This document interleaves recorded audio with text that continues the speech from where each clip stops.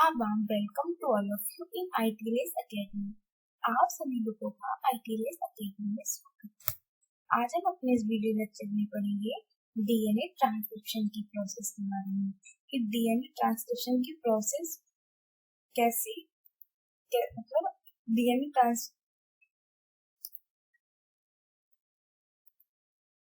Warm welcome to all of you in ITLS academy.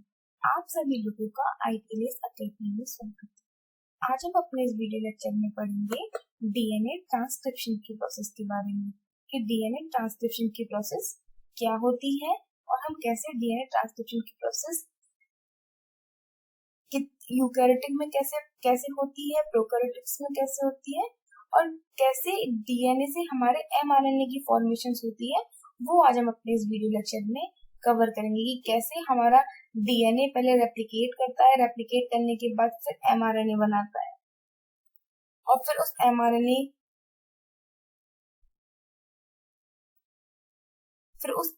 उस mRNA से कैसे translation की प्रोसेस परफॉर्म की जाती है, वो हम अपने नेक्स्ट लेक्चर में डिस्कस करेंगे। हमने अपने लास्ट लेक्चर में पढ़ा था एमआरएनए की प्रोसेसिंग के बारे में कि एमआरएनए की अपनी इंफॉर्मेशन को सेव करने के लिए हम क्या करते हैं, एमआरएनए की प्रोसेसिंग करते हैं। एमआरएनए की प्रोसेसिंग में क्या होता है, हम उसकी 5 प्राइम एंड पे कैपिंग करते हैं।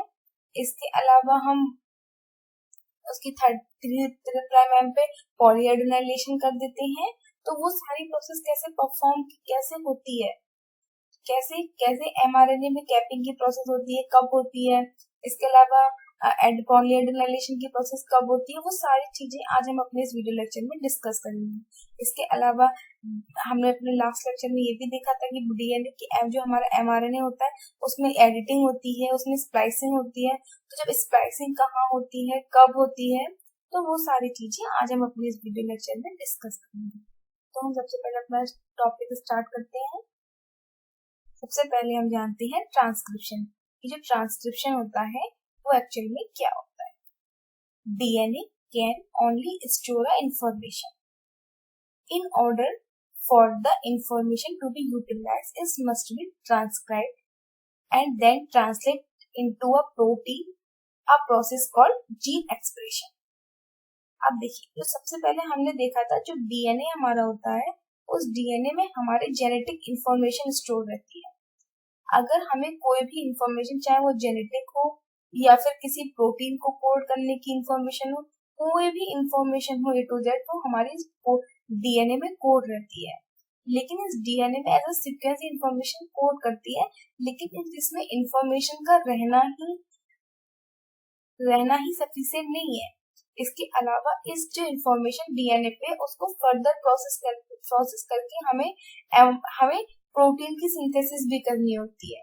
तो इस इंफॉर्मेशन को आगे फॉरवर्ड करने के लिए हम क्या करते हैं, इसकी ट्रांसक्रिप्शन की प्रोसेस करते हैं। उस ट्रांसक्रिप्शन से क्या होता है, ये हमारा जो डीआरएनए होता है, सॉरी, ये जो हमारा डीएनए होता है वो अपनी इंफॉर्मेशन एमआरएनए को ट्रांसफर कर देता है।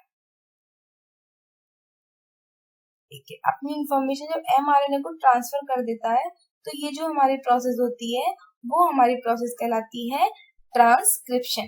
कि जब हमारे डीएनए से हमारा एमआरएनए की सिंथेसिस हो तो वो हमारी प्रोसेस कहलाती है ट्रांसक्रिप्शन। और ये ट्रांसक्रिप्शन फिर क्या होगा, ये जो हमारा एमआरएनए बनेगा, फिर ये एमआरएनए हमारा फर्दर जाके प्रोटीन की सिंथेसिस करेगा। तो ये जो हमारी पूरी प्रोसेस होती है वो हमारी कहलाती है जीन एक्सप्रेशन। जीन एक्सप्रेशन हमारी पूरी प्रोसेस क्या कहलाती है कि सबसे पहले डीएनए से फिर हमारा एमआरएनए, फिर एमआरएनए से जाके प्रोटीन की सिंथेसिस भी। तो ये हमारी होल प्रोसेस कहलाती है जीन एक्सप्रेशन। जीन एक्सप्रेशन कैसे कहलाएगी, देखिए डीएनए क्या है, डीएनए पे जो इन्फॉर्मेशन कोड रहती है उसे हम कहते हैं, डीएनए का वो पार्ट जो इन्फॉर्मेशन को कोड करता है उसे हम कहते हैं जीन। और जीन, ठीक है, और एक्सप्रेशन का मतलब क्या है, वो अपनी एक्टिविटी को परफॉर्म करे, अपने कैरेक्टरिस्टिक को परफॉर्म करे या फिर अपने जीनोटाइप को फिनोटाइप में कन्वर्ट करे। मतलब वो कहीं भी जाके अपना एक्सप्रेशन शो करे तो वो क्या कहलाएगा, एक्सप्रेशन। तो मतलब क्या हुआ, जीन ने अपना एक्सप्रेशन शो किया, तो इसीलिए ये प्रोसेस कहलाई हमारी जीन एक्सप्रेशन। और ये किसके द्वारा परफॉर्म की जाती है? परफॉर्म की जाती है हमारी mRNA के द्वारा। A specific type of RNA, that is messenger RNA, carries the information in DNA to ribosome it to translate into a protein। देखिए आरएनए, अभी मैंने जो बात आपको डिस्कस की थी वही इस लाइन में डिस्क्राइब किया गया है कि जो भी इंफॉर्मेशन हमारी डीएनए के पास स्टोर रहती है वो हमारी मैसेंजर आरएनए के थ्रू हमारे राइबोसोम पे जाती है और राइबोसोम में जाने के बाद वहां पे प्रोटीन की सिंथेसिस होती है। नेक्स्ट है transcription is a copy of one strand DNA into a RNA by the process of similar to that the DNA replicate. ये जो हमारी ट्रांसक्रिप्शन की प्रोसेस है वो ट्रांसक्रिप्शन की प्रोसेस में क्या होता है, जो हमारा डीएनए होता है उस हमारे जो डीएनए, जैसे ये हमारा सिंगल स्टैंडर्ड डीएनए, ये हमारा है डबल स्टैंडर्ड डीएनए, फिर ये क्या होगा इसे अभी तो सुपर क्वाइल्ड फॉर्म में है तो इसको नॉर्मल इसकी हेलिकल, मतलब ये देखिए इसे यहाँ पे इसकी फॉक लाइक स्ट्रक्चर बनेगी। और ये जो डीएनए है, ये डीएनए क्या है, इसका एक स्टैंड, मतलब ये वाला जो स्टैंड है इसकी कॉम्प्लीमेंट्री कॉपी है किसके बेस पेयर्स की? आरएनए के बेस पेयर्स। ट्रांसक्रिप्शन में जो एमआरएनए वो क्या है? एमआरएनए है डीएनए के एक टेम्पलेट की complementary copy in a RNA base pairing. ये आरएनए बेस पेयरिंग क्या है? सब चीज हमारी आरएनए में सेम रहती है, बस एडेनिन की जगह थाइमिन होता है और डबल हेलिकल फॉर्म मिल जाती है, सिंगल हेलिकल फॉर्म मिल जाती है। ये भी हम अपने लास्ट लेक्चर में डिस्कस कर चुके हैं। इसके अलावा क्या है? The polymerisation of RNA from DNA template is catalysed by the RNA polymerase. मतलब जो हमारे डीएनए है उससे जो एमआरएनए जो बनना होता है तो वो जो हमारी प्रोसेस होती है वो हमारे आरएनए पॉलीमरेज के द्वारा परफॉर्म की जाती है। मतलब अगर हमें अपने डीएनए से आरएनए को बनाना है तो वहां पे हम किसकी हेल्प लेंगे? वहां पे हम आरएनए पॉलीमरेज की हेल्प लेंगे। फिर ये आरएनए पॉलीमरेज क्या करेगा? आरएनए के सीक्वेंस को ऐड करेगा और हमारे आरएनए की सिंथेसिस हो जाएगी। तो ये हमारी प्रोसेस होती है किसकी? ट्रांसक्रिप्शन की। नेक्स्ट हम देखते हैं बैक्टीरियल पॉलीमरेज। देखिए बेसिकली यहाँ पे ये जो बैक्टीरियल टर्म यूज किया गया है, ये जो बैक्टीरियल टर्म यूज किया गया है, ये यूज किया गया है हमारी प्रोकैरियोटिक सेल्स को। ये जो प्रोकैरियोटिक सेल्स होती है उसमें किस टाइप का आरएनए पॉलीमरेज प्रेजेंट होता है? आरएनए पॉलीमरेज क्या है? वो एक एंजाइम जो आरएनए के पॉलीमर्स की फॉर्मेशन करे, मतलब आरएनए के बहुत सारे सीक्वेंस को ऐड करे, वो एंजाइम हमारा कहलाता है RNA polymerase enzyme. DNA synthesis is catalysed by the RNA synthesis is catalysed by the RNA polymerase enzyme. जो आरएनए की सिंथेसिस होती है वो कैटलाइज की जाती है by the help of RNA polymerase enzyme. A multi-subunit prokaryotic enzyme is responsible for the synthesis of all types of RNA in a prokaryotic cells। अब जो प्रोकैरियोटिक सेल्स का जो डीएनए होता है वो मल्टी यूनिट होती है उसकी, मतलब एक में ही बहुत सारी यूनिट्स प्रेजेंट होती है, वो सारी यूनिट्स आपस में मिलके एंजाइम की फॉर्मेशन करती है। जो हमारा आरएनए पॉलीमरेज होता है, ये जो आरएनए पॉलीमरेज है ये हमारा एक मल्टी सब यूनिट एंजाइम है। मल्टी सब यूनिट का मतलब है कि इसमें एक से ज्यादा सब यूनिट प्रेजेंट होती है, और यही जो सब यूनिट होती है, मल्टी सब यूनिट, ये क्या करती है? यही सब यूनिट्स होती हैं जो हमारे आरएनए की सिंथेसिस में रिस्पॉन्सिबल होती हैं। मतलब ये जो हमारा नेक्स्ट है हमारा इन prokaryotic all types of RNA synthesized by the single polymerase। Bacterial polymerase consist 5 subunit। देखिए ये जो हमारा प्रोकैरियोटिक आरएनए पॉलीमरेज होता है, जब हम बात करें प्रोकैरियोटिक सेल्स की, अगर हम बात करें प्रोकैरियोटिक सेल्स की तो वहां पे सिर्फ हमारा एक ही सिंगल टाइप का आरएनए पॉलीमरेज प्रेजेंट होता है, और वही सिंगल टाइप का आरएनए पॉलीमरेज हमारे एमआरएनए को भी सिंथेसिस करता है, हमारे आरआरएनए को भी सिंथेसिस करता है, हमारे टीआरएनए को भी सिंथेसिस करता है। इसके अलावा कोई भी नॉन कोडिंग आरएनए है या फिर कोई माइक्रो आरएनए है, अगर कोई और आरएनए टाइप है जैसे 5S RNA, 23 RS RNA है, 16 एसआरएनए, तो उन सबकी सिंथेसिस हमारा एक सिंगल आरएनए पॉलीमरेज ही करता है। और जो हमारे आरएनए पॉलीमरेज होता है उसकी 5 सब यूनिट्स होती है। वो 5 सब यूनिट्स कौन सी हैं? वो 5 सब यूनिट्स है हमारी। इसमें हमारी 2 अल्फा चेन प्रेजेंट होती है, इसमें 2 हमारी बीटा चेन प्रेजेंट होती है, इसके अलावा एक हमारी प्रेजेंट होती है ओमेगा। तो ऐसे ये 5 यूनिट मिलके हमारे आरएनए पॉलीमरेज की सिंथेसिस करते हैं। और इस टाइम जो हमारा आरएनए होता है, जहाँ पे हमारी 5 सब यूनिट्स प्रेजेंट होती हैं, कौन कौन सी? Alpha, alpha, beta, beta and omega. तो ये जो हमारी एंजाइम की फॉर्मेशन होती है, ये हमारा होता है कोर एंजाइम। कोर एंजाइम क्या है? वो एंजाइम जिसमें सिर्फ सब यूनिट्स प्रेजेंट होती हैं, वो हमारा कहलाता है कोर एंजाइम। इसके अलावा अगर हम बात करें होलो एंजाइम की, तो होलो एंजाइम वो एंजाइम होता है जब इस पे सिग्मा फैक्टर आके बाइंड कर जाए। सिग्मा फैक्टर कहाँ बाइंड करता है? इसकी एक्टिव साइट पे। जब इसकी एक्टिव साइट पे आके हमारा सिग्मा फैक्टर बाइंड कर देता है, तो ये कन्वर्ट हो जाता है कोर एंजाइम से होलो एंजाइम में और अपनी एक्टिविटी को परफॉर्म करता है। इसके अलावा इसमें यहाँ पे ये रो प्रोटीन भी बताई है। ये जो रो प्रोटीन होती है वो हमारी टर्मिनेशन में हेल्प करती है। किसके? ट्रांसक्रिप्शन के टर्मिनेशन में हेल्प करती है। अब हम नेक्स्ट डिस्कस करते हैं यूकैरियोटिक पॉलीमरेज एंजाइम की। यूकैरियोटिक पॉलीमरेज एंजाइम क्या होता है?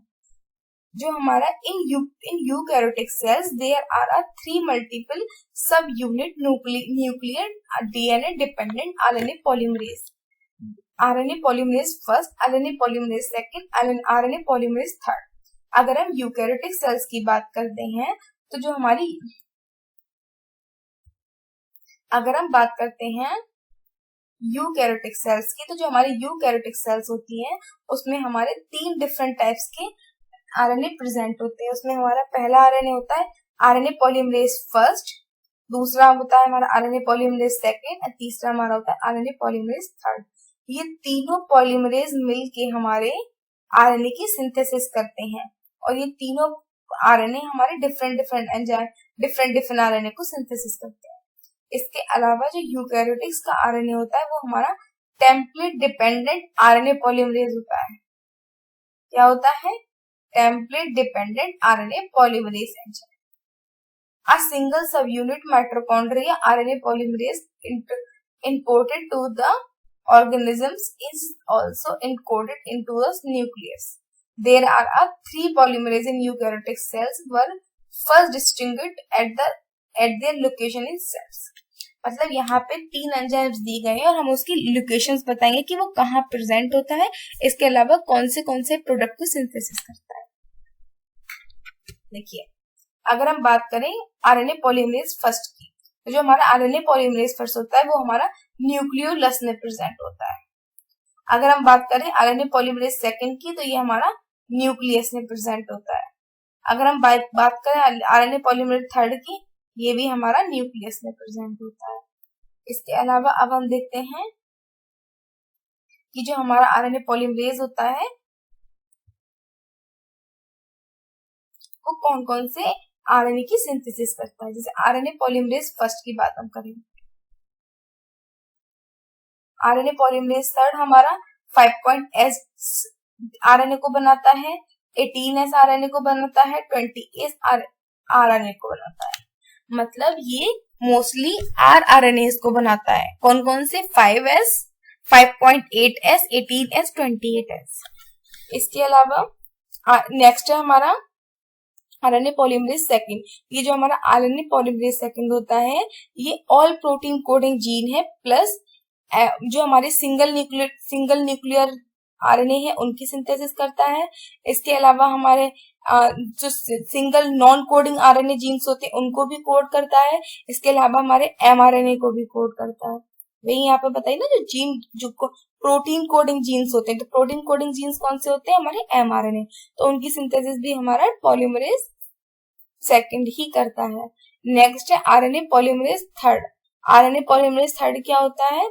आरएनए पॉलीमरेज थर्ड वो एंजाइम होता है जो टी को, जो हमारे टीआरएनए को सिंथेसिस करे, 5s को सिंथेसिस करे और सम सिंगल न्यूक्लियर प्रोटीन्स को सिंथेसिस करे, इसके अलावा अदर स्मॉल आरएनएस को सिंथेसिस करे। तो ये होते हैं हमारे एंजाइम्स और ये होते हैं उनके जीन एक्सप्रेशन करने के तरीके कि वो कौन कौन से जीन को एक्सप्रेस करके कौन कौन से प्रोटीन्स, कौन कौन सी जीन्स की या फिर कौन कौन से आरएनए की सिंथेसिस।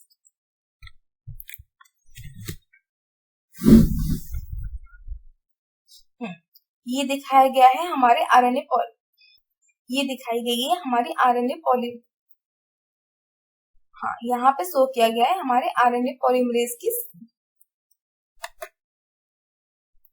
यहाँ पे शो की गई है हमारे आरएनए पॉलीमरेज की सिंथेसिस की। आरएनए पॉलीमरेज के कितने पार्ट्स होते हैं, आरएनए पॉलीमरेज की स्ट्रक्चर कैसी होती है, वो दिखाया गया है। तो ये जो हमारे आरएनए पॉलीमरेज की, जो हमारे आरएनए पॉलीमरेज की जो अगर हम स्ट्रक्चर की बात करें तो हेलमेट लाइक शेप में दिखता है। इसकी बेसिकली 5 सब यूनिट्स होती हैं। देखिए एक हमारी पहली सब यूनिट है ये कौन सी साइट है, ये है ribosome triphosphate terminal site. Ribosome triphosphate terminal site कौन सी साइट होती है, वो साइट जिससे हम जो राइबोस न्यूक्लियोटाइड ट्राइफॉस्फेट होते हैं उन्हें हम आरएनए और डीएनए तक पहुंचा देते हैं। नेक्स्ट होती है हमारी ये वाली साइट, होती है हमारी एक्टिव साइट। एक्टिव साइट क्या होती है, एक्टिव साइट वो साइट होती है यहाँ पे प्रोटीन की सिंथेसिस हो, मतलब यहाँ पे जो हमारी एक्टिव साइड होती है वो साइड होती है जहाँ पे हमारे एमआरएनए की सिंथेसिस होती है। उसके बाद अगर हम बात करें इस पार्ट की, तो ये हमारा वो पार्ट होता है जहाँ पे हमारा एमआरएनए सिंथेसिस होके बाहर आता है। और जब ये हमारा एमआरएनए बाहर आना स्टार्ट हो जाता है तो यहीं पे इसकी 5 प्राइम एंड पे कैपिंग हो जाती है। 5 प्राइम एंड पे कैपिंग होने के बाद क्या होता है, इसकी जो इन्फॉर्मेशन होती है वो सेफ रहती है, कहीं उसका डिस्ट्रॉय नहीं होता है। इसके अलावा नेक्स्ट साइड है हमारी ये, जहां से हमारा प्रोटीन जो आरएनए पॉलीमरेज रिवाइंड हुआ होता है वो रिलीज किया जाता है, मतलब बाहर की तरफ। नेक्स्ट होती है हमारी this side, and this side is known as the DNA helicase side. मतलब ये वाली वो साइड होती है जिससे हमारा जो डीएनए होता है वो हमारा आरएनए पॉलीमरेज में अंदर एंट्री करता है। तो हमने देखी इसकी 5 साइड। पहली साइड ये जिसमें हमारा, तो इसकी हमारी फर्स्ट साइट हुई फर्स्ट साइट हुई है जिससे हमारी आरएनडीपीज अंदर जाती हैं। सेकंड चांस हमारा हुआ ये जिससे हमारा आरएनए पॉलीमरेज अंदर जाता है, सॉरी इसमें हमारा सेकंड साइड है जहां हमारा डीएनए पॉलीमरेज अंदर जाता है। फिर हमारी थर्ड साइड वो होगी यहाँ से हमारा जो डीएनए होता है वो बाहर निकलता है राइबोसोम से। फोर्थ साइड हमारी हुई जहां से हमारा न्यूली सिंथेसिस एमआरएनए निकलता है। फिर नेक्स्ट हमारी फिफ्थ साइड है एक्टिव साइट। इस एक्टिव साइट पर करने के बाद क्या होता है, प्रोटीन की सिंथेसिस होती है और यहाँ पे हमारा एक शॉर्ट बनता है क्या, डीएनए आरएनए का हेलिक्स। ये होता है हमारा आरएनए पॉलीमरेज। नेक्स्ट हम देखते हैं राइबो न्यूक्लियस के बारे में कि राइबोस न्यूक्लियस क्या होता है। देखिए जब हम अपने डीएनए के बारे में पढ़ रहे थे तो वहां पे हमने पढ़ा था डीएनए न्यूक्लियस के बारे में। डीएनए न्यूक्लियस वहां पे क्या था, डीएनए न्यूक्लियस वो एंजाइम था जो डीएनए को डिग्रेडेट कर रहा था, मतलब जो डीएनए को डाइजेस्ट कर रहा था वो वहां पे हमारा था डीएनए न्यूक्लियस एंजाइम। वही सेम प्रोसेस सेम एंजाइम यहाँ पर है, बस इसकी नेम अलग है। नेम अलग क्यों है, क्योंकि यहाँ पे ribo nucleus enzyme, ribo stand for ribose sugar. Ribose sugar किस में प्रेजेंट होती है, हमारे आरएनए में। मतलब वो न्यूक्लियस जो हमारे आरएनए को डाइजेस्ट करता है वो हमारा एंजाइम कहलाता है ribo nucleus enzyme. Ribose nucleus degrade the RNA as a similar manner to the degradate of DNA by a deoxyribonuclease। मतलब जैसे हमारा जो डीएनए है, जो हमारा डीऑक्सीराइबोन्यूक्लियस है, जैसे वो डीएनए को डिग्रेडेट करता है वही सेम मैनर में सेम तरीके से हमारा जो राइबोन्यूक्लियस एंजाइम है वो हमारे आरएनए को डिग्रेडेट करता है।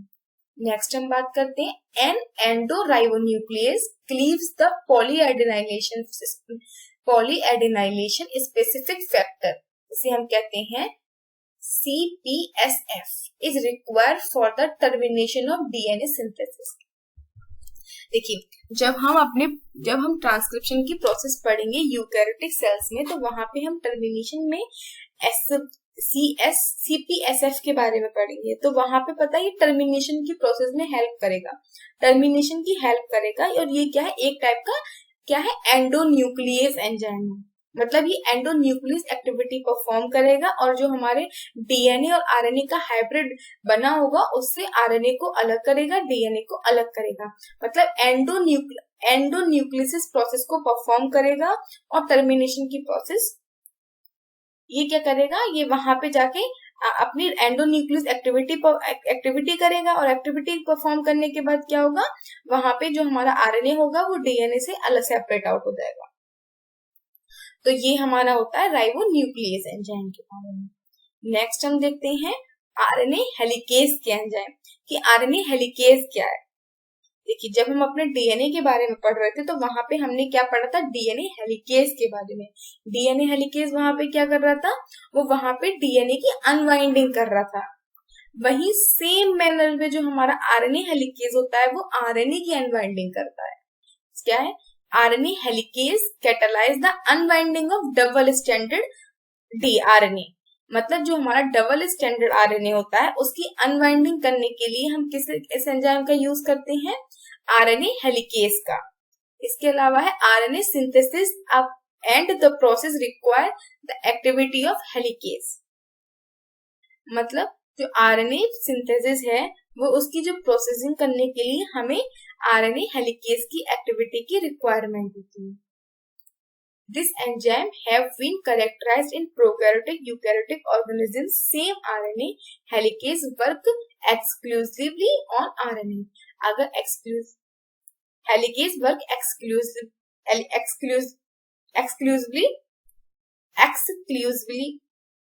exclusively on RNA enzyme has been characterized in prokaryotic and eukaryotic organisms. Some RNA works exclusively on RNA. मतलब कुछ एंजाइम्स हमारे चाहे प्रोकैरियोटिक सेल्स हो चाहे हमारे यूकैरियोटिक सेल्स हो, उन दोनों के कैरेक्टराइजेशन करने के लिए हमें आरएनए हेलिकेज की रिक्वायरमेंट होती है। इसके अलावा क्या है, other can work on DNA RNA heteroduplex DNA substrate. मतलब जो हमारा आरएनए डीएनए का हेट्रोडुप्लेक्स बन रहा होता है तो उस वहां पे भी हमारा आरएनए हेलिकेज वर्क करता है। नेक्स्ट है another activity of this enzyme is in the removal of protein from RNA protein complex. इसके अलावा नेक्स्ट इसका वर्क है कि ये क्या करता है, जो हमारे प्रोटीन और आरएनए की कॉम्प्लेक्स बना होता है, जो हमारा प्रोटीन और आरएनए का कॉम्प्लेक्स होता है, उस प्रोटीन और आरएनए के कॉम्प्लेक्स में प्रोटीन को आरएनए से सेपरेट आउट करने के लिए भी हमें आरएनए हेलिकेज एंजाइम की रिक्वायरमेंट होती है। तो ये हमारे होता है आरएनए हेलिकेज एंजाइम। नेक्स्ट अब हम देखते हैं transcription process in eukaryotic sales. अब हम देखते हैं transcription process in prokaryotic cells की। जो हमारी प्रोकैरियोटिक सेल्स होती हैं उसमें ट्रांसक्रिप्शन की प्रोसेस कैसे परफॉर्म की जाती है। आरएनए पॉलीमरेज कि आरएनए पॉलीमरेज क्या है, हमने अपने अभी आरएनए पॉलीमरेज एंजाइम्स के बारे में ही पढ़ा था कि आरएनए पॉलीमरेज क्या है। आरएनए पॉलीमरेज एक वो एंजाइम है जो हमारे आरएनए को synthesise the RNA from a one strand of double stranded DNA template. RNA polymerase क्या है, आरएनए पॉलीमरेज वो एंजाइम है जो डबल स्ट्रैंडेड डीएनए से हमारे आरएनए को सिंथेसिस करता है। In E coli a single RNA polymerase synthesis most if not all mRNA rRNA tRNA जो हमारे यूकैरियोटिक सेल्स होती हैं, अगर जो इकोलाई सेल्स है उसमें जितने भी हमारे जो भी हमारे आरएनए हैं वो सारे हमारे आरएनए पॉलीमरेज ही सिंथेसाइज करता है। इसके अलावा हमने ये भी जाना था कि जो हमारा आरएनए पॉलीमरेज है वो हमारे होलो एंजाइम है। होलो एंजाइम क्यों है? क्योंकि इसमें हमारी फाइव सब यूनिट प्रेजेंट होती हैं। पहली सब यूनिट हमारी दो हमारी अल्फा चेन होती है, दो हमारी बीटा चेन होती है, इसके अलावा एक हमारी गामा चेन होती है। और होलो एंजाइम क्यों है? क्योंकि इसमें हमारा सिग्मा फैक्टर प्रेजेंट होता है। सिग्मा फैक्टर क्या करता है? सिग्मा फैक्टर प्रमोट करता है किसकी? बाइंडिंग को। कहाँ पे बाइंडिंग को? जो हमारा एमआरएनए होता है वहां पे जो आरएनए पॉलीमरेज होता है उसकी बाइंडिंग को प्रमोट करता है। कौन? Sigma factor. और जब हमारा ये कोर यूनिट और सिग्मा फैक्टर आपस में ऐड हो जाते हैं तो ये हमारा कहलाता है होलो एंजाइम। अब हम नेक्स्ट देखते हैं सिग्मा फैक्टर की। सिग्मा फैक्टर क्या है? Most of the E. coli promote the bound of sigma 70 associated to DNA poly। जो भी हमारा जो सिग्मा फैक्टर होता है तो यहाँ जो प्रोकैरियोटिक सेल्स होती है वहां पे हम सिग्मा 70 का यूज करते हैं। ये सिग्मा 70 क्या करता है? ये आरएनए जो आरएनए पॉलीमरेज होता है उससे जाके एसोसिएट होता है, मतलब जाके बाइंड करता है। allows the correct binding and transcription initiation at the specific promoter। ये क्या करता है? ये जहाँ पे जो ये क्या करता है? आरएनए पॉलीमरेज की स्पेसिफिक बाइंडिंग कराता है। कहाँ पे? आरएनए पे। आरएनए पॉलीमरेज की आरएनए पे स्पेसिफिक बाइंडिंग कौन कराता है? हमारा sigma factor. Sigma factor release when a nascent RNA is released upon transcription initiation। और core enzyme continue transcript the elongation. जब हमारा डीएनए जब भी हम डीएनए से आरएनए की ट्रांसक्रिप्शन कर रहे होते हैं तो वहां पे सबसे पहले हमारा एंजाइम आके आरएनए पॉलीमरेज आके बाइंड करता है। आरएनए पॉलीमरेज आने के बाद फिर हमारा सिग्मा फैक्टर आके बाइंड करता है। तो जब हमारा सिग्मा फैक्टर आके बाइंड करेगा और उसके बाद क्या होगा? हमारा इनिशिएशन की प्रोसेस स्टार्ट हो जाएगी, मतलब ये हमारी इनिशिएशन की प्रोसेस कंप्लीट हो गई। फिर क्या होगा? ये जो हमारा आरएनए पॉल होगा, आरएनए पॉलीमरेज की जो कोर साइट होगी वो हमारी आगे फर्दर इलोंगेशन की प्रोसेस को परफॉर्म करेगी और जो हमारा सिग्मा फैक्टर होगा ये रिलीज हो जाएगा। इसके अलावा alternative sigma factor recognise the different promoters. इसके अलावा बहुत सारे सिग्मा फैक्टर और भी हैं जो हमारे डिफरेंट प्रोमोटर को रिकॉग्नाइज करते हैं।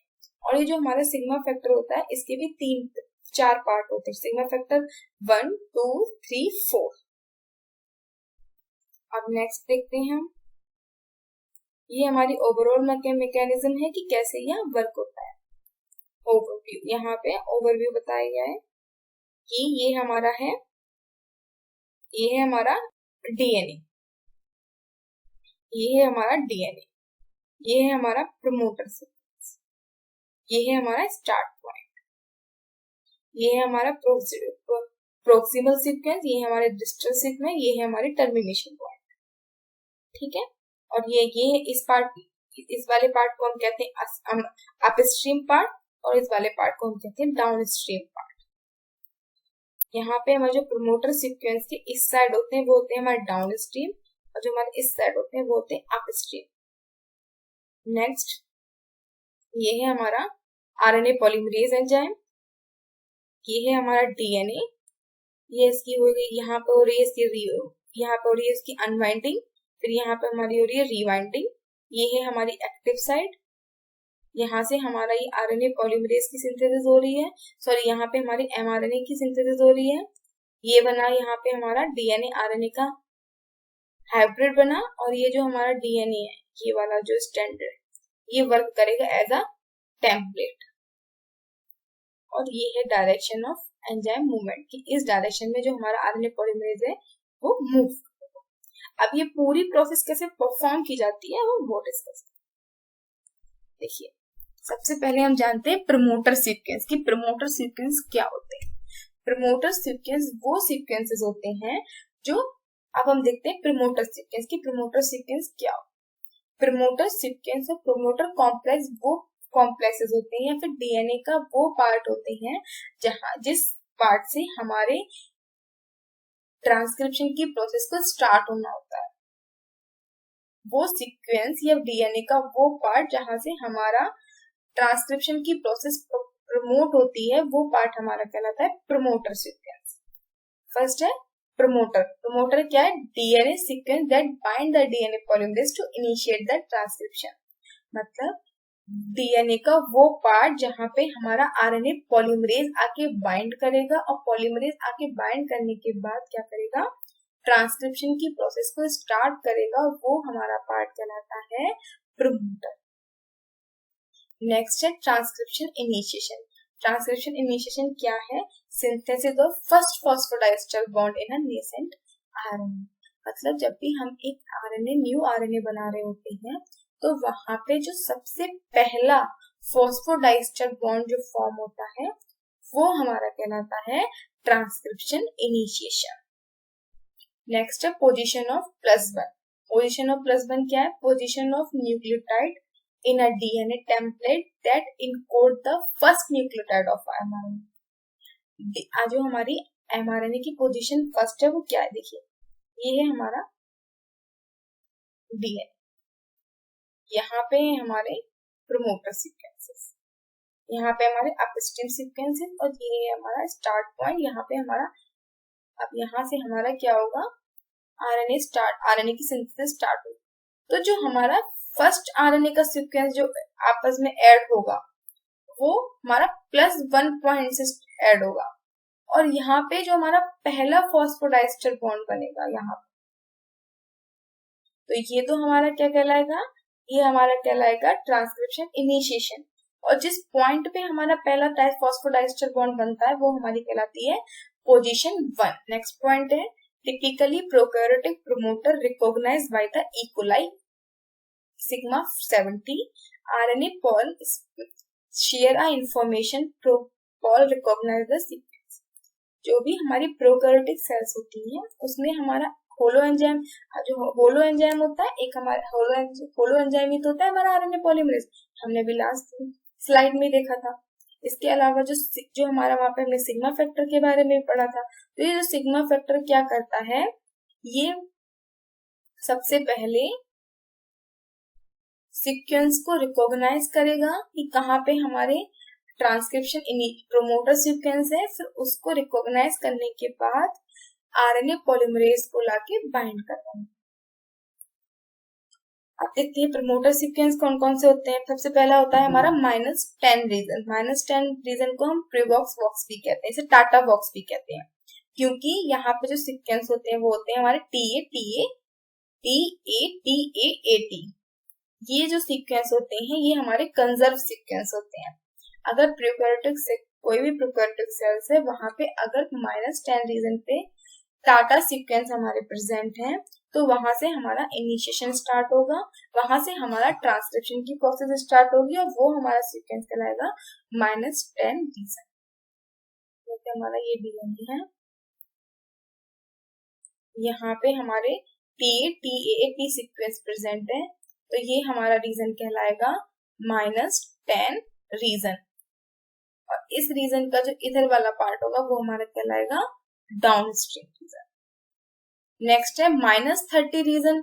अब इसके कुछ सीक्वेंस के इधर होगा हमारा -35 सीक्वेंस। ये 35 सीक्वेंस कौन कौन से होते हैं, TA GA CA, ये भी कंजर्व सीक्वेंस ही होते हैं। तो यहाँ पे अगर ये सीक्वेंस प्रेजेंट है तो ये हमारा पॉइंट कहलाएगा -35 रीजन, और इन्हीं सीक्वेंस के बीच में आके हमारा आरएनए पॉलीमरेज बाइंड करता है। नेक्स्ट क्या है, different promoter have a similar but a non identical -10 to -50 region sequence. Mutation within this sequence alter the promoter strength and functions. अगर इन सीक्वेंस में क्या हो जाए, हमारी म्यूटेशन आ जाए, तो क्या होगा, हमारा जो हमारे आरएनए पॉलीमरेज का जो सिग्मा फैक्टर होगा वो उन्हें रिकॉग्नाइज नहीं कर पाएगा प्रॉपरली तरीके से, और जब ये रिकॉग्नाइज नहीं कर पाएगा प्रॉपर तरीके से तो जो प्रमोटर की स्ट्रेंथ होगी वो कम हो जाएगी, इसके अलावा इसकी जो फंक्शनिंग होगी वो भी प्रॉपर नहीं होगी। नेक्स्ट है strength of promoter mostly determined by the affinity of the RNA polymerase from the promoter DNA sequence। अगर हम बात करें तो RNA polymerase की एफिनिटी के बारे में या फिर उसकी स्ट्रेंथ के बारे में, तो जो भी RNA polymerase है वो जितना अच्छा, जितना बेस्ट हमारा डीएनए से बाइंड करेगा, या आरएनए पॉलीमरेज के डीएनए से जितनी अच्छी बाइंडिंग होगी या जितनी अच्छी एफिनिटी होगी, उतना ही हमारा जो प्रमोटर होगा वो काफी ज्यादा इफेक्टिव होगा और उसकी स्ट्रेंथ अच्छी। नेक्स्ट है हमारा region unbind by the pole appears to be the between -9 to 35, -9 to +3, including the right end of -10 sequence and exert to just downstream to the transcription initiation site. जो जहां भी हमारा जो डीएनए है उसकी अनवाइंडिंग होती है, तो वो जो अनवाइंडिंग होती है वो -9 से लेके +3 सीक्वेंस के बीच में होती है। ये जो हमारी अनवाइंडिंग हो रही है, ये जो हमारी अनवाइंडिंग हो रही है डीएनए की, ये होती है हमारी -9 से लेके 3 सीक्वेंस +3 सीक्वेंस के बीच में।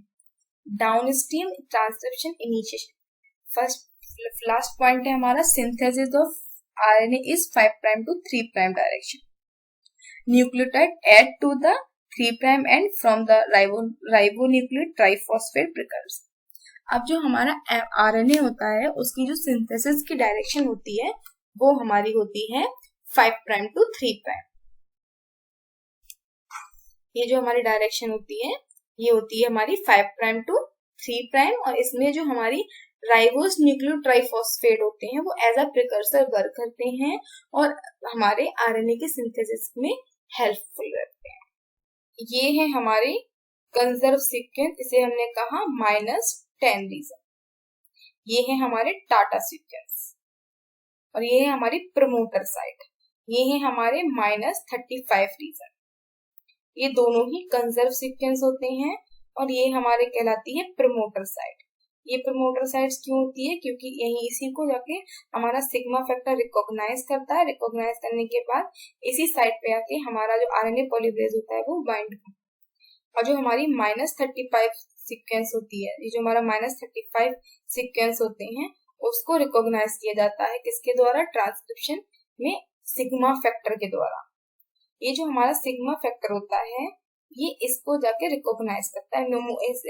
जो -10 रीजन इसको भी रिकॉग्नाइज करता है लेकिन उतना एफिशिएंट नहीं होता है, इसीलिए -35 रीजन को रिकॉग्नाइज करता है और इसी की वजह से यहाँ पे डीएनए की अनबाइंडिंग भी होती है। अब ये जो हमारे सीक्वेंस है, ये जो हमारे टाटा सीक्वेंस के इस डायरेक्शन के जो सीक्वेंस होते हैं उसे हम कहते हैं अपस्ट्रीम सीक्वेंसेस,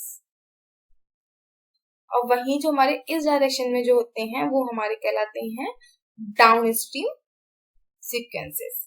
इसके अलावा ये जो हमारा पॉइंट है, जो हमारा प्लस पॉइंट है, मतलब जहां पे हमारा पहला फॉस्फोडाइस्टर बॉन्ड बना है वो हमारा कहलाता है ट्रांसक्रिप्शन स्टार्ट पॉइंट। ये हमारा कहलाता है प्रमोटर साइट, ये हमारा कहलाएगा ट्रांसक्रिप्शन स्टार्ट पॉइंट।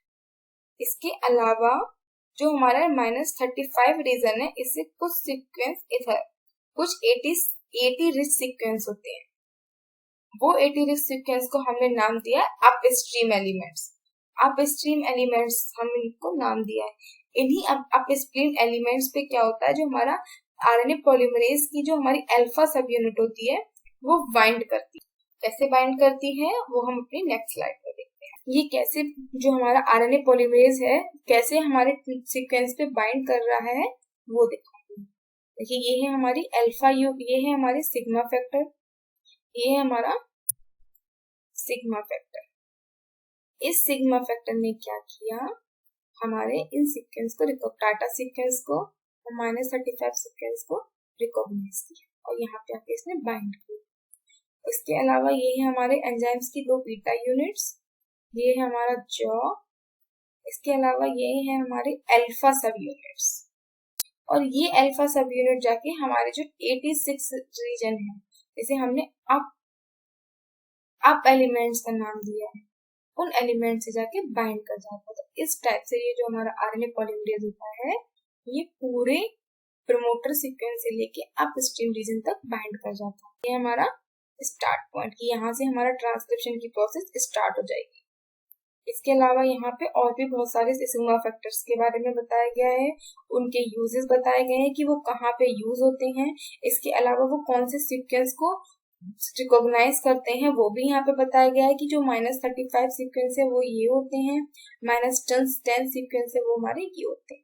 इसके अलावा वो सेपरेट करते हैं इन सभी बेस पेयर्स के बीच में। तो ये होता है हमारा प्रमोटर सीक्वेंस के बारे में। तो अब हमने देखा कि आरएनए पॉल, जो हमारा आरएनए पॉल होता है वो कैसे हमारा आके एमआरएनए पे जो हमारा डीएनए होता है उससे बाइंड करता है। अब नेक्स्ट हम स्टार्ट करते हैं इनिशिएशन प्रोसेस, कि जो हमारी इनिशिएशन प्रोसेस होती है वो हमारी कैसे स्टार्ट होती है। तो देखिए ये हमारा आरएनए पॉल आके यहाँ पे बाइंड कर गया, ये हमारे प्रमोटर सीक्वेंसेस हैं, ये हमारा स्टार्ट पॉइंट है, ठीक है। अब क्या होगा, यहाँ पे एक बबल फॉर्मेशन, मतलब जो हमारा आरएनए हो, जो हमारा डीएनए होगा उसकी अनवाइंडिंग स्टार्ट होगी। RNA polymerase bind to the promoter sequence in duplex DNA. ये जो हमारा ड्यूप्लेक्स डीएनए क्लोज्ड कॉम्प्लेक्स है, इसे जाके बाइंड कर जाएगा।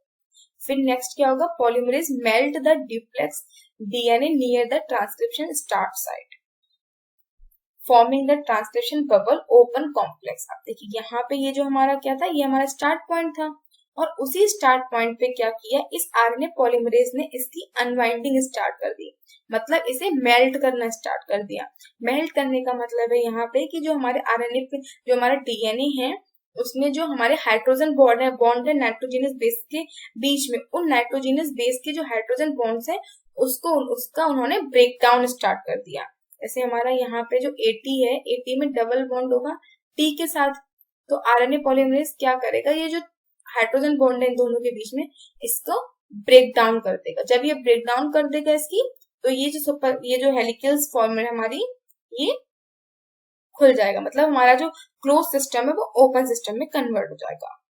इसके बाद तो क्या होगा, polymerase catalyse the phosphodiester linkage to initiate the RNTPs। अब क्या होगा, यहाँ पे पॉलीमरेज क्या करेगा, फॉस्फोडाइस्टर लिंकेज की फॉर्मेशन करेगा। फॉस्फोडाइस्टर लिंकेज की फॉर्मेशन करने से क्या होगा, जो हमारी RNTPs होंगी, मतलब राइबोन्यूक्लियोटाइड ट्राइफॉस्फेट्स होंगे, वो आके यहाँ पे ऐड होंगे। Not all the RNA polymerase complex transcripts until the end of gene may transfer.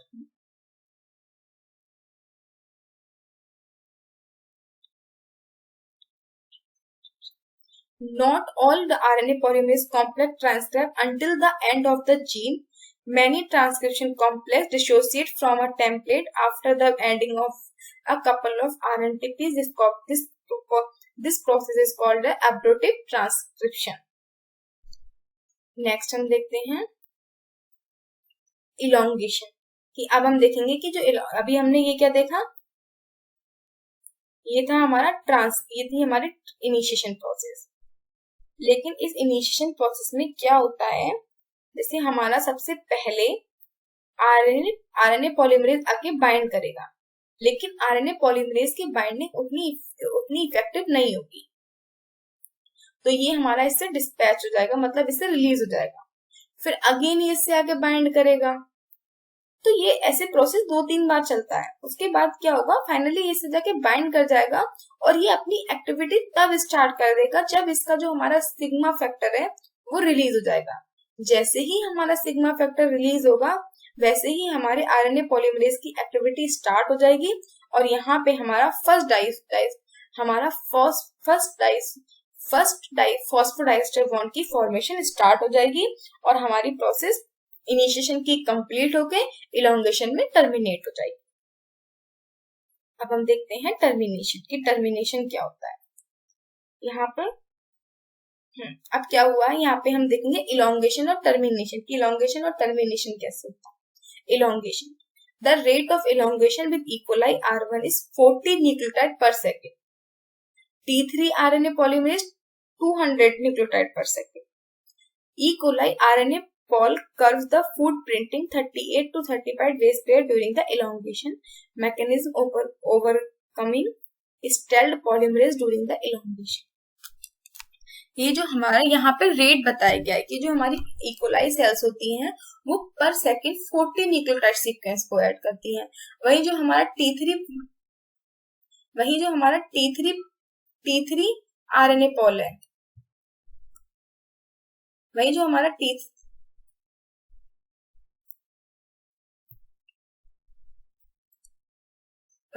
T3 RNA polymerase है, ये हमारे पर सेकंड 200 मतलब 200 न्यूक्लियोटाइड सीक्वेंस को ऐड करेगा पर सेकंड।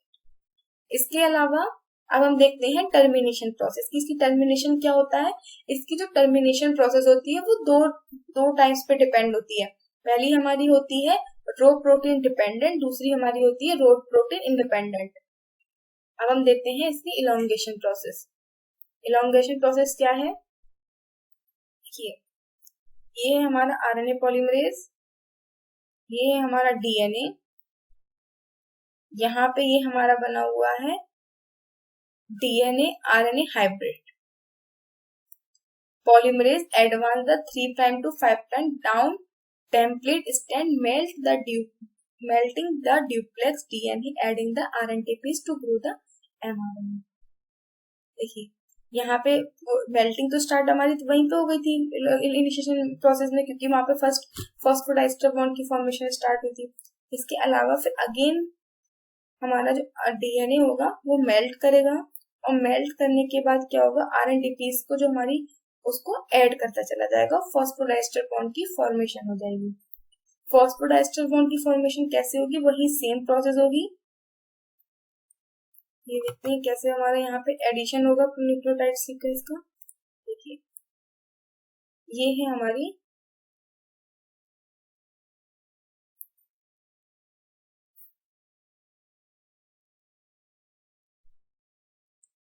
Ribose sugar. ये इसका फर्स्ट प्राइम एंड, ये हमारा सेकंड प्राइम एंड, ये हमारा थर्ड प्राइम एंड, ये 5 प्राइम एंड, यहाँ पे एक होगा 5th प्राइम एंड। ये 5 कार्बन की सुगर हुई। फिर अगेन ये है हमारा इसका थर्ड प्राइम एंड, यहाँ पे हमारा OH ग्रुप प्रेजेंट है, वही यहाँ पे हमारा फॉस्फेट ग्रुप प्रेजेंट होगा। इसकी बैलेंसिंग को मैंने कंप्लीट नहीं किया है, स्ट्रक्चर मैंने अपने लास्ट वीडियो लेक्चर में आपको डिफाइन किया था, अच्छे से एक्सप्लेन किया है, तो वहां से उसे देख सकते। तो ये है हमारी फर्स्ट न्यूक्लियोटाइड सीक्वेंस। इसके अलावा दूसरा है हमारा ये, अगेन इसमें वही सेम चीजें होंगी।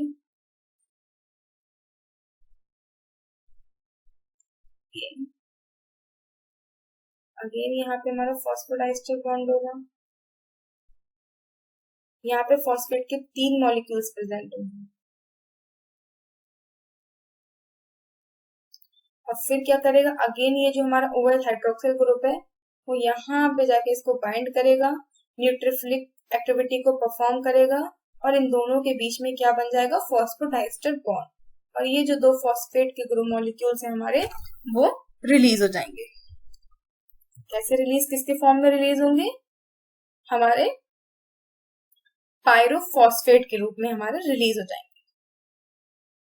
वही 2 फॉस्फेट के ग्रुप हमारे रिलीज हो जाएंगे। देखिए यहाँ पे PPI, 2 फॉस्फेट के ग्रुप हमारे रिलीज हो जाएंगे, और जो हमारा एक ग्रोइंग चेन होगी जो होगी हमारी, उसकी 3 प्राइम एंड से जो हमारा न्यू न्यूक्लियोटाइड सीक्वेंस है वो आके ऐड हो जाएगा। कौन से बॉन्ड की हेल्प से?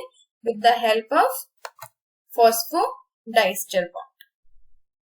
तो ऐसे हमारी इलोंगेशन की प्रोसेस कंटिन्यूस रहेगी, और ये इलोंगेशन की प्रोसेस तब तक कंटिन्यूस रहेगी जब तक हमारा टर्मिनेशन पॉइंट भी आ जाता है। जो हमारी पायरोफॉस्फेट होता है, जहां 2 फॉस्फेट ग्रुप रिलीज होते हैं, उसे हम कहते हैं पायरोफॉस्फेट एडिटिंग। इसके अलावा इसमें हाइड्रोलिटिक एक्टिविटीज भी होती है। हाइड्रोलिटिक एक्टिविटीज क्या होती है? The polymerase backtrack and cleaves the RNA, remove the error containing sequences. This process is stimulated by the Gre factor, which also function as a elongation stimulator.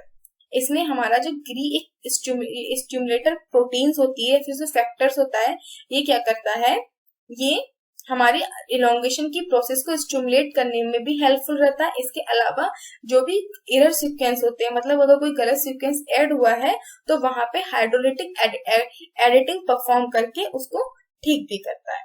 तो ये होती है हमारी इलोंगेशन प्रोसेस। अब next हम देखते हैं टर्मिनेशन प्रोसेस की। टर्मिनेशन प्रोसेस क्या होती है? टर्मिनेशन प्रोसेस का मतलब ये है कि जो हमारा डीएनए है, जो हमारा एमआरएनए है,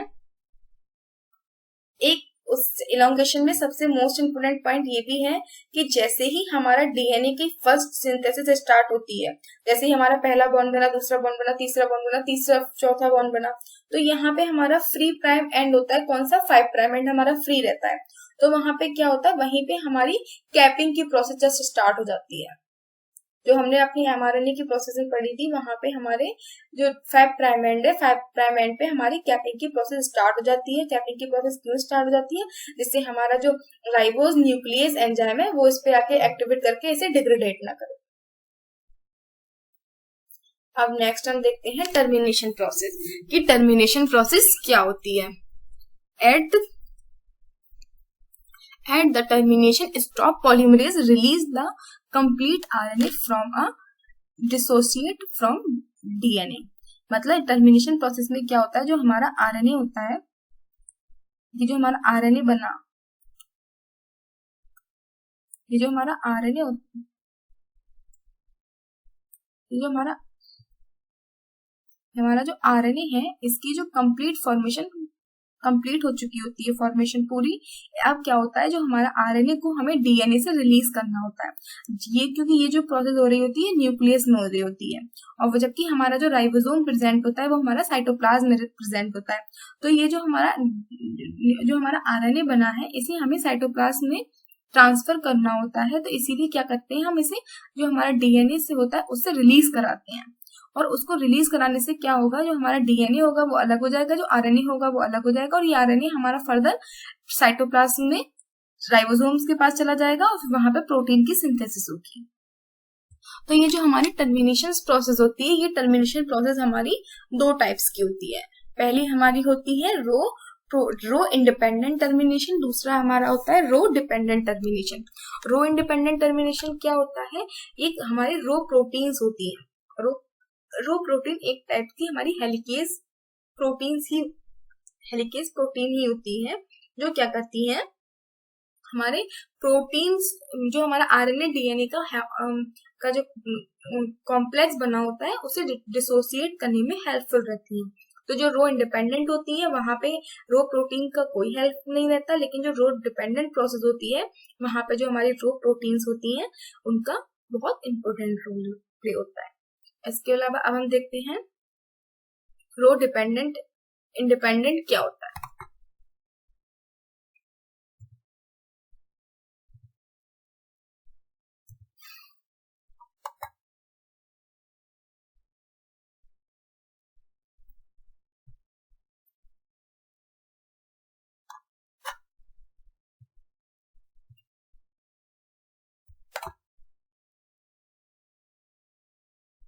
देखिए, ये है हमारी रो इंडिपेंडेंट प्रोसेस की रो इंडिपेंडेंट प्रोसेस कैसे परफॉर्म की जाती है।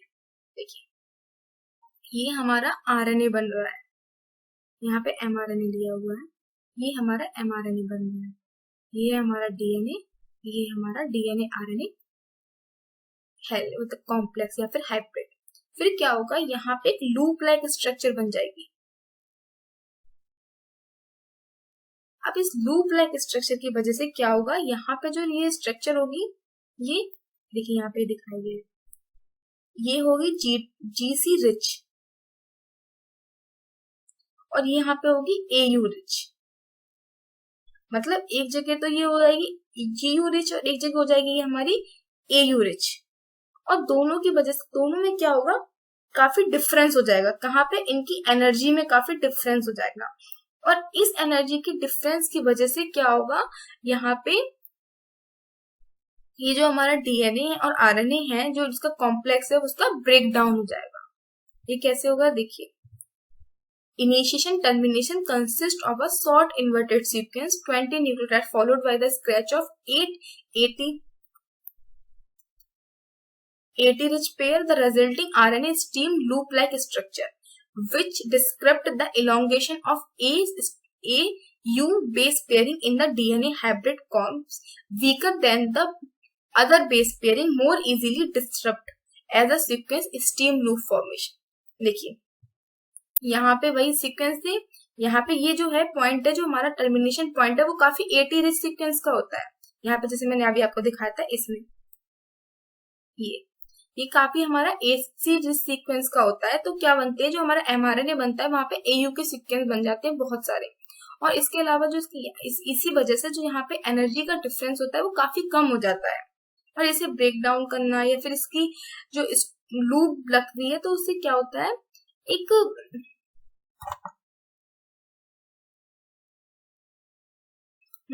देखिए ये है हमारा रो इंडिपेंडेंट टर्मिनेशन।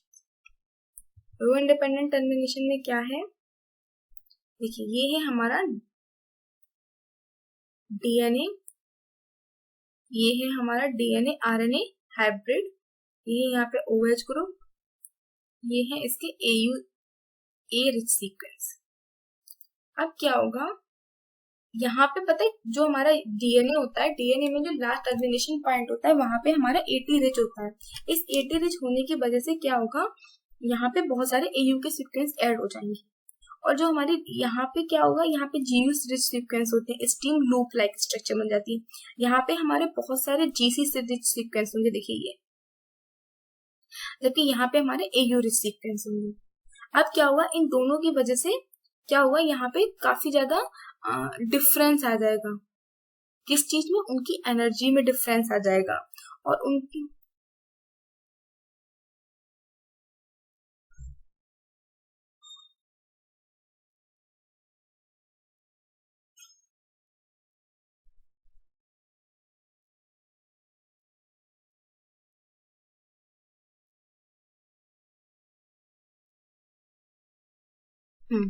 अब क्या होगा, यहाँ पे AU6 जिस सीक्वेंस है, यहाँ पे GC6 सीक्वेंस है।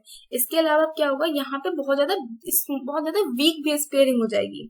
और इस वीक बेस पेयरिंग की वजह से क्या होगा, जो हमारा आरएनए होगा वो हमारे डीएनए के, जो हमारा डीएनए का ड्यूप्लेक्स होगा, जो हमारा डबल स्टैंडर्ड डीएनए होगा, उससे रिलीज हो जाएगा। क्या हुआ, यहाँ पे हमारे जो AU6 सीक्वेंस थे, देखिए ये हमारे AU सीक्वेंस है। वहीं जो हमारा जो हमारी लूप लाइक स्ट्रक्चर बनी वो जीसी सीक्वेंस की है। ये जो, लेकिन यहाँ पे ये जो बेस पेयरिंग होगी बहुत ज्यादा वीक होगी और ये बहुत स्ट्रांग होगी। अब इसकी वजह से जो आगे फर्दर प्रोसेस होगी वो कंटिन्यूस तरीके से, प्रॉपरली तरीके से नहीं हो पाएगी। और इस वीक बेस पेयरिंग की वजह से क्या होगा, ये जो हमारा एमआरएनए होगा वो डीएनए से रिलीज हो जाएगा। तो ऐसे हमारी रो इंडिपेंडेंट प्रोसेस परफॉर्म हो जाती है। नेक्स्ट हम देखते हैं रो डिपेंडेंट प्रोटीन। कि rho dependent rho dependent process क्या होती है, देखिए रो डिपेंडेंट प्रोसेस क्या है। Rho dependent termination are not characterized by the specific RNA element to fold the secondary structure. Rho factor is recruited to Rho root protein, Rho utilized on a single standard RNA। देखिए इसमें क्या होता है, यहाँ पे कोई हमें ऐसे से, वहां पे हम वीक बॉन्डों की फॉर्मेशन कर रहे थे, यहाँ पे ऐसा कुछ नहीं होता है। यहाँ पे देखिए ये जो हमारा जो रो डिपेंडेंट है, एक रेड प्रोटीन होती है उसको ऐड करता है। जैसे ये रेड प्रोटीन जाके यहाँ पे रेड प्रोटीन ऐड हो जाती है रो, वैसे इसका मूवमेंट होता है। और इसके मूवमेंट की वजह से क्या होगा, ये एक हमारा फिफ्थ जो हमारा है, ये एक हेलिकेज मतलब 6 हेक्सामेरिक इसकी स्ट्रक्चर होती है। देखिए यहाँ पे इसकी हेक्सामेरिक स्ट्रक्चर होगी और इसी की वजह से क्या होगा, ये हमारा जो आरएनए और डीएनए का जो कॉम्प्लेक्स है वो आपस में रिलीज हो जाएगा। ये स्ट्रक्चर देखिए यहाँ पे जाके सबसे पहले बाइंड हुआ, फिर ये मूवमेंट इसका आगे बढ़ा, आगे चलते चलते फिर ये यहाँ पे जाएगा, यहाँ पे जाने के बाद फिर इसमें एग्जिट पॉइंट पे जाएगा, एग्जिट पॉइंट पे फिर यहाँ पे जो भी हमारा डीएनए, जो हमारा एमआरएनए है उसको रिलीज कर देगा। तो ऐसे हमारा जो रो इंडिपेंडेंट प्रोसेस है वो परफॉर्म की जाती है। और ये रो इंडिपेंडेंट प्रोसेस किसके द्वारा की जाती है, हमारी रो यूटिलाइजिंग साइट के द्वारा। मतलब जो रट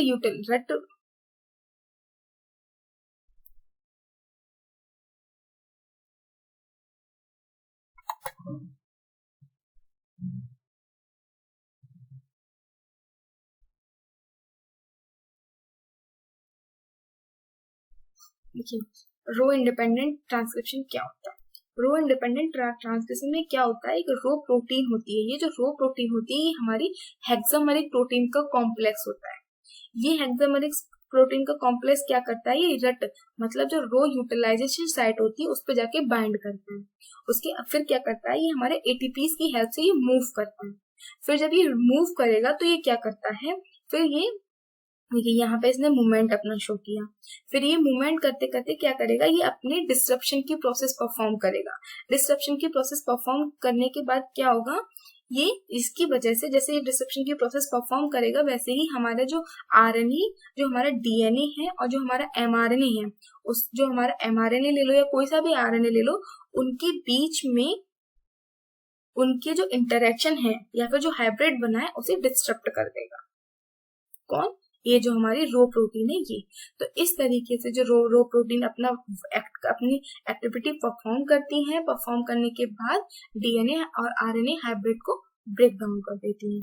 तो इस तरीके से जो हमारा रो इंडिपेंडेंट प्रोसेस है वो परफॉर्म की जाती है। एक मोस्ट इम्पोर्टेंट बात है कि जब हम इलोंगेशन की प्रोसेस यहाँ पे पढ़ रहे थे तो मैंने ये बात बताई थी कि यहाँ पे कैपिंग की प्रोसेस होती है। तो ये जो कैपिंग की प्रोसेस होती है वो प्रोकैरियोटिक सेल्स में नहीं होती। ये जो कैपिंग की प्रोसेस होती है वो हमारी यूकैरियोटिक सेल्स में होती है। लेकिन जैसे ही फॉर्मेशन स्टार्ट हो जाती है किसकी, एमआरएनए की, वैसे ही हमारी कैपिंग की प्रोसेस होती है किसमें, यूकैरियोटिक सेल्स में। अब नेक्स्ट हम पढ़ते हैं transcription process in eukaryotic sales की। जो हमारी यूकैरियोटिक सेल्स होती हैं उसमें हमारे ट्रांसक्रिप्शन की प्रोसेस कैसे परफॉर्म की जाती है। तो यहाँ पे हम यूकैरियोटिक सेल्स की बात करें तो जो हमने पढ़ा था आरएनए पॉलीमरेज के बारे में, तो यहाँ पे 3 टाइप के आरएनए पॉलीमरेज हम यूज कर रहे थे। सबसे पहले हमारा RNA polymerase first, RNA polymerase second, RNA polymerase third.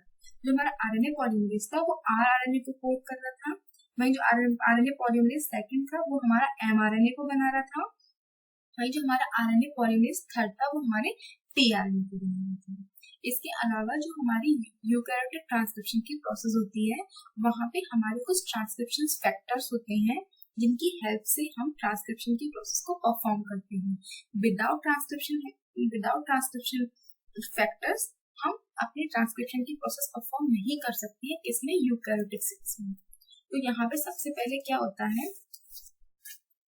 Eukaryotic cells में जो हमारा इनिशिएशन प्रोसेस होती है वहां पे हमारी ट्रांसक्रिप्शन प्रोसेस बहुत इम्पोर्टेंट। हाँ, तो सबसे पहले हमारा क्या होता है, सबसे पहले हमारे जो हमारा यूकैरियोटिक सेल्स होती है वहां पे सबसे पहले प्री इनिशिएशन कॉम्प्लेक्स बनते हैं और उस प्री इनिशिएशन कॉम्प्लेक्स में हमारे कुछ ट्रांसक्रिप्शन फैक्टर्स बहुत ज्यादा इम्पोर्टेंट रोल प्ले करते हैं।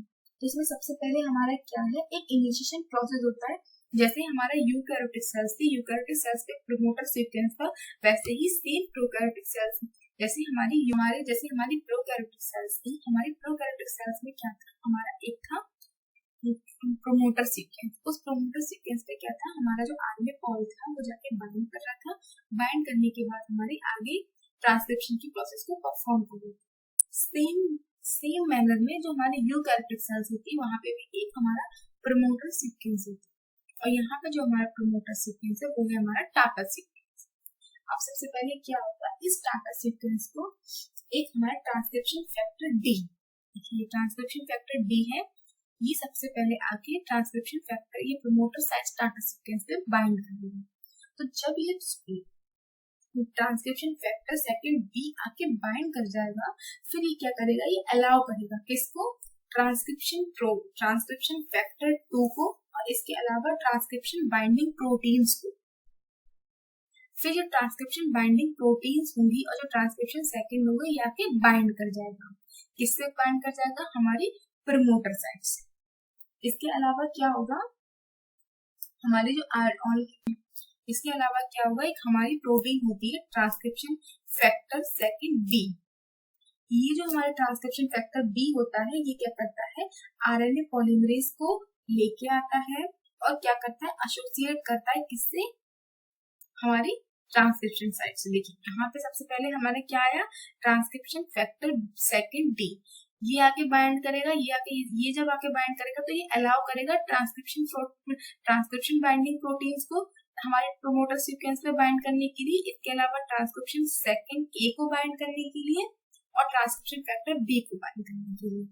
फिर ये सारे, और ये जो ट्रांसक्रिप्शन बी आएगा ये हमारा अलाउ करेगा, एसोसिएट करेगा किसको, ट्रांसक्रिप्शन फैक्टर, ये हमारा अलाउ करेगा आरएनए पॉलीमरेज सेकंड को, आरएनए पॉलीमरेज को, किससे, जैसे ये जो आरएनए पॉलीमरेज है इसके जो ट्रांसक्रिप्शन फैक्टर बी है इसके आने के बाद क्या होगा, ये आरएनए पॉलीमरेज आएगा, ये आरएनए पॉलीमरेज हमारी प्रोमोटर साइट से जाके बाइंड कर जाएंगे। तो जब ये हमारे प्रोमोटर साइट से बाइंड कर जाएगा तो यहाँ पे इसके दो ट्रांसक्रिप्शन फैक्टर्स के साथ होंगे। ये तो देखिए इसकी एक टेल है, ये हमारी अमाइनो एसिड रिच होती है, इसमें हमारे लाइसिन एस्पर्टीन के रेसिड्यूज प्रेजेंट होते हैं। इसके साथ हमारा एक और फैक्टर होता है जिसे हम कहते हैं ट्रांसक्रिप्शन फैक्टर एफ, ये भी इसके साथ बाइंड होता है। यहाँ पे हमारा क्या क्या प्रेजेंट है, ट्रांसक्रिप्शन फैक्टर ए प्रेजेंट है, ट्रांसक्रिप्शन फैक्टर बी प्रेजेंट है, ट्रांसक्रिप्शन फैक्टर डी प्रेजेंट है, ट्रांसक्रिप्शन फैक्टर एफ प्रेजेंट है, और हमारा टीडीएपी में ट्रांसक्रिप्शन बाइंडिंग प्रोटीन्स भी प्रेजेंट है। अब नेक्स्ट क्या होगा, ऑर्डरली। इसके अलावा जो हमारे ट्रांसक्रिप्शन फैक्टर ई है, अब नेक्स्ट स्टेप में क्या होगा, एक और ट्रांसक्रिप्शन फैक्टर आके बाइंड करेगा, वो है हमारा ट्रांसक्रिप्शन फैक्टर ई। अब ये ट्रांसक्रिप्शन फैक्टर ई और ट्रांसक्रिप्शन फैक्टर एच, अब दो ट्रांसक्रिप्शन फैक्टर फिर आए, ट्रांसक्रिप्शन फैक्टर ई और ट्रांसक्रिप्शन फैक्टर एच। जब ये ट्रांसक्रिप्शन फैक्टर ई और एच आएंगे, ये क्या करेंगे, हमारे जो रिफ्लेक्स बना होगा उसको, देखिए ये हमारे दोनों फैक्टर आए, ये क्या करेंगे, यहाँ पे एनर्जी प्रोवाइड करेंगे। एनर्जी प्रोवाइड करने की वजह से क्या होगा, ये हाइड्रोलिसिस की प्रोसेस होगी। जैसे वहां पे हमारा लूप लाइक स्ट्रक्चर बन रहा था, open form fork like structure बन रहा था, वैसे ही सेम यहाँ पे बनेगा। इसकी वजह से क्या करेगा, जो हमारे डीएनए के बीच में जो हाइड्रोजन बॉन्डिंग होगी नाइट्रोजनस बेस की, उसको ब्रेक डाउन करेगा, और ब्रेक डाउन करने की वजह से देखिए ऐसे ये लूप लाइक स्ट्रक्चर में फॉर्म कर देगा। फिर अब नेक्स्ट क्या होगा, अब हमारा जो प्री इनिशिएशन कॉम्प्लेक्स है वो हमारा स्टार्ट हो चुका है। अब क्या है, हमारा जो ट्रांसक्रिप्शन प्रोसेस है वो हमारी स्टार्ट हो चुकी है। जो हमारा डीएनए था वो बाइंडिंग, जो हमारा डीएनए था उसकी अनबाइंडिंग भी हो चुकी है। ये सारे स्टेप कैसे हुए, सबसे पहले क्या हुआ, तो इन सारे स्टेप्स को फॉलो करके हमारा ट्रांसक्रिप्शन फैक्टर, सारे ट्रांसक्रिप्शन फैक्टर्स की हेल्प से हमारे डीएनए की अनबाइंडिंग हुई। अनबाइंडिंग होने के बाद क्या हुआ, हमारे डीएनए इन सारे इनिशिएशन फैक्टर्स की हेल्प से क्या हुआ, इनिशिएशन फैक्टर्स की हेल्प से हमारा जो डीएनए था उसकी अनबाइंडिंग स्टार्ट हुई। अनबाइंडिंग स्टार्ट होने की वजह से क्या होगा, हमारे एमआरएनए की सिंथेसिस स्टार्ट होगी।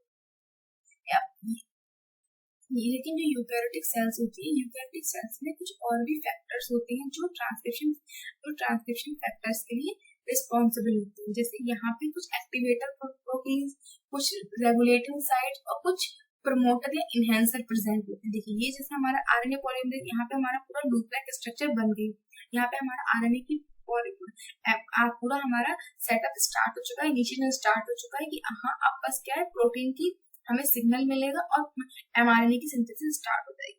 तो क्या होता है, यहाँ पे कुछ रेगुलेटर प्रोटीन्स होती हैं, कुछ इनहेंसर्स होते हैं और कुछ प्रमोटर्स होते हैं।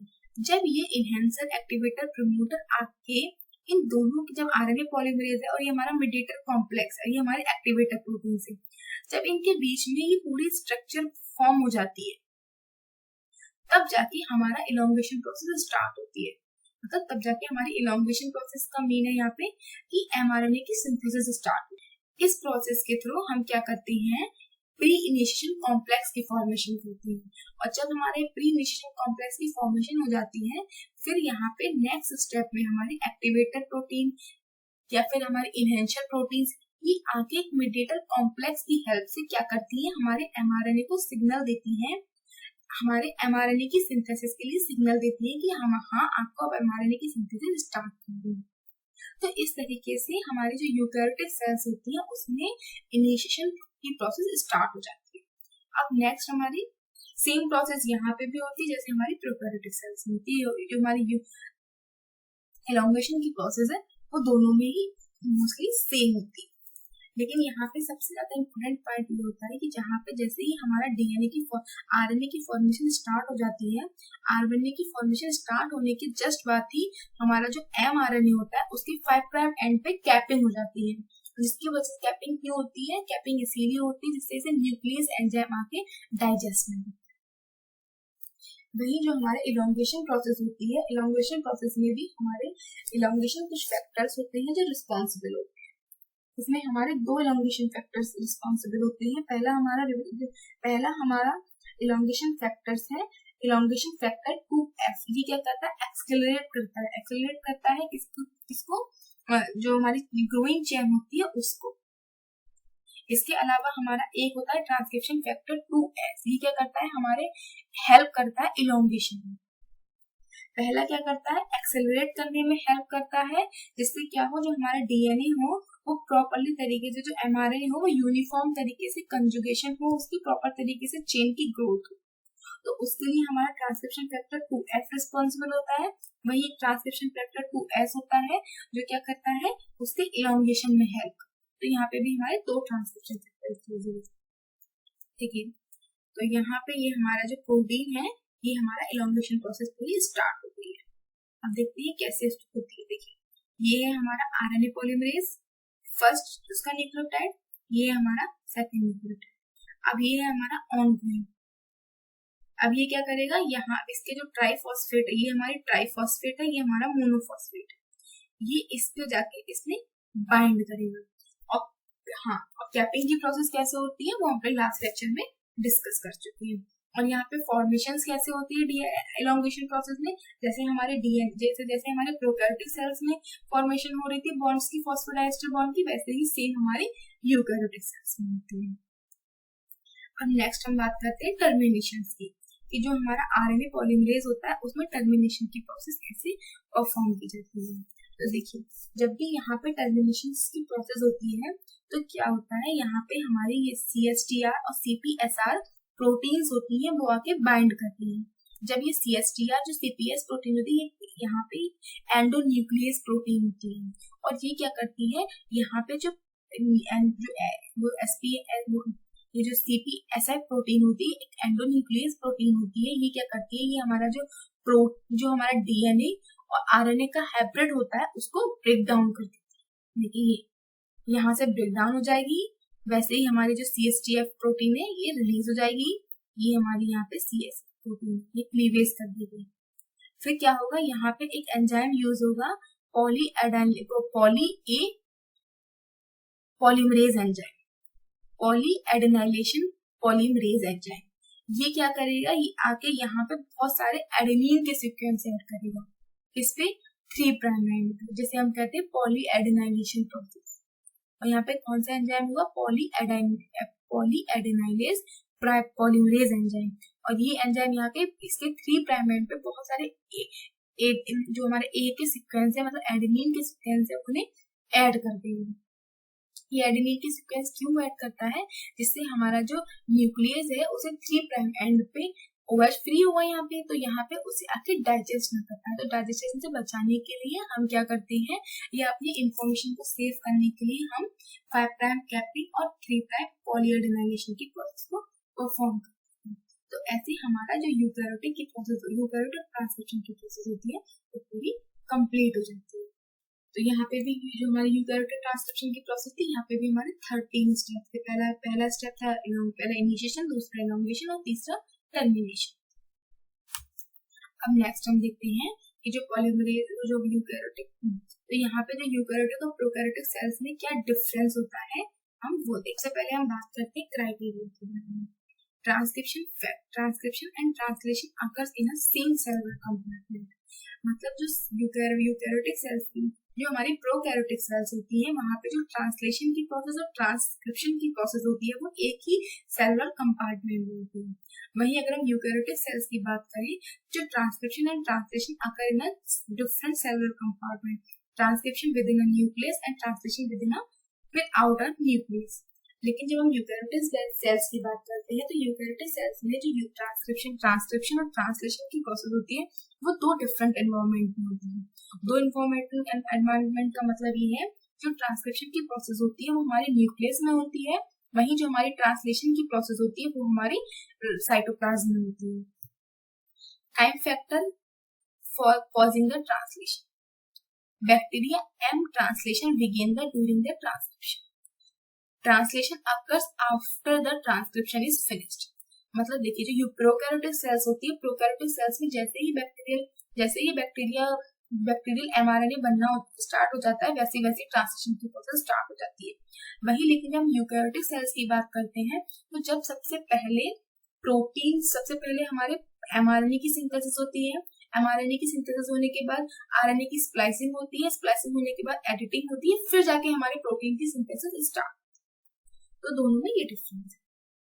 नेक्स्ट हम देखते हैं translation of a primary transcript of mRNA occurs without undergoing the processing of primary transcription process। अगर हम प्रोकैरियोटिक सेल्स की बात करें तो जब हमें एमआरएनए से प्रोटीन की फॉर्मेशन करनी होती है तो वहां पे इसकी कोई भी एमआरएनए की प्रोसेसिंग की स्टार्ट कोई रिक्वायरमेंट नहीं होती है, मतलब उसे हमें कोई प्रोसेसिंग करने की नीड नहीं होती है। लेकिन अगर हम यूकैरियोटिक्स की बात करें, occurs after a extensive processing of primary transcript mRNA, जो हमारा एमआरएनए बना होता है यूकैरियोटिक सेल्स में, उसकी प्रोसेसिंग की रिक्वायरमेंट होती है। उसकी रिक्वायरमेंट क्यों होती है? क्योंकि उसमें एक्सोन और एंट्रोन दोनों प्रेजेंट होते हैं, और एंट्रॉन्स हमारे क्या होते हैं? नॉन कोडिंग पार्ट, तो हमें उन्हें रिप्लेस करना होता है, तो उन्हें कट करना होता है, और हमें एक्सोन्स ही एक्सट्रैक्ट करना होता है, इसीलिए यहाँ पर प्रोसेसिंग होती है। बेस पेयरिंग ऑफ क्रोमैटोसाइट की जो प्रोकैरियोटिक सेल्स होती हैं, उसके जो बेस पेयरिंग होती है उसके होते हैं हमारे TA8T सीक्वेंस, जिसे हम -10 रीजन कहते हैं। नेक्स्ट होता है हमारा -35 रीजन। वहीं अगर हम बात करें यूकैरियोटिक सेल्स की, तो जो यूकैरियोटिक सेल्स में जो प्रमोटर सीक्वेंस होता है वो हमारा होता है 25 रीजन, जिसे हम कहते हैं TA8 सीक्वेंस। वही एक नेक्स्ट होता है हमारा -75 रीजन। -75 रीजन के जो सीक्वेंस होते हैं वो हमारे होते हैं CA8T। नेक्स्ट हम बात करते हैं number of polymerase to use the synthesis enzyme, कि मतलब जो भी आरएनए की सिंथेसिस करने के लिए हमें कौन कौन से आरएनए पॉलीमरेज की रिक्वायरमेंट होती है। तो अगर हम प्रोकैरियोटिक सेल्स की बात करें तो यहाँ पे सिर्फ एक सिंगल आरएनए पॉलीमरेज की रिक्वायरमेंट होती है, जो फुल प्रोटीन जो सारे आरएनए को सिंथेसिस कर देता है। वहीं अगर हम यूकैरियोटिक्स की बात करें तो यूकैरियोटिक सेल्स में हमें 3 डिफरेंट टाइप के आरएनए पॉलीमरेज की रिक्वायरमेंट होती है, जो 3 डिफरेंट टाइप के आरएनए को सिंथेसिस करते हैं। देखिए यहाँ पे ये डायग्रामेटिकली स्ट्रक्चर में डिफरेंस बताया गया कि क्या डिफरेंस है। देखिए यहाँ पे हमारा क्या हुआ, ये हमारा डीएनए है, यहाँ पे ये हमारा एमआरएनए, ये है हमारा एमआरएनए, सॉरी ये है हमारा आरएनए पॉलीमरेज, ये है हमारा डीएनए। यहाँ पे आरएनए पॉलीमरेज पे ये हमारा क्या है, ये हमारा सिग्मा फैक्टर है। यहाँ पे सिग्मा फैक्टर में से आरएनए सीक्वेंस जो हमारा प्रमोटर सीक्वेंस है, अब क्या होगा यहाँ पे नेक्स्ट स्टेप में क्या हुआ, जो हमारा सिग्मा फैक्टर है उसने जो हमारे प्रमोटर सीक्वेंस है उसे जाके रिकॉग्नाइज किया, और रिकॉग्नाइज करने के बाद आरएनए पॉलीमरेज को उसको जाके ऐड कर दिया।